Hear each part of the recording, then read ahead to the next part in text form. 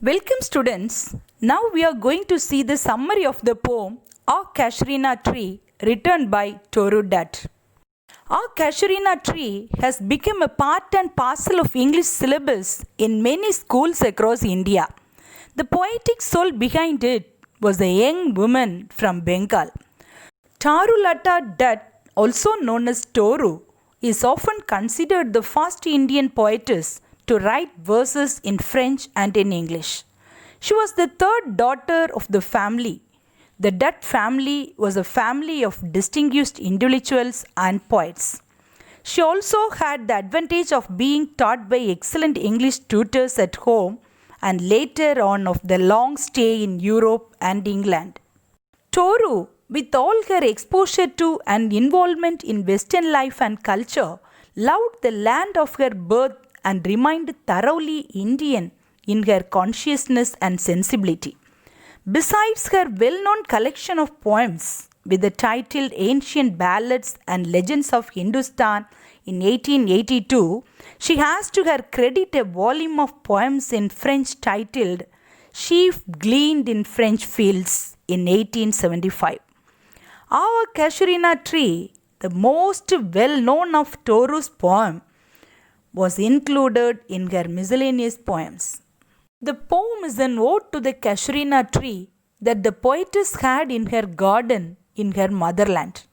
The memory of the tree is the only link she has left with her past and the cheerfulness of her formative years. The first stanza describes the tree having rough skin and being garlanded by a vine having flowers. It rings round the trunk like a snake python. This describes the strength and courage of the tree, which is still standing tall. In the second stanza, animals like baboon and birds are introduced that extol the beauty and nourishing nature of the tree. Even the tree's shadow provides refuge to the lazy cattle around and flower lilies in the water tank. The next stanza builds on the importance of the tree as new relationships are established.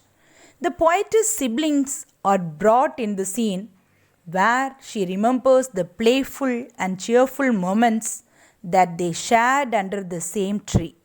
This realization is quickly stunned with the news of her siblings' death, which is described as a form of sleep. However, she has faith that they all be united after the brief spell of the false sleep of death. They all will enjoy the same fun and games in the Garden of Eden in paradise. But the poem does not limit itself to the world of unseen and turns back to the living world. The poetess describes the lingering image that the tree has, that she senses it even in distant places like Europe. She wants the tree to be admired in this world for generations to come. She wants the tree to continuously shine as a beacon of joy, togetherness, and tranquility.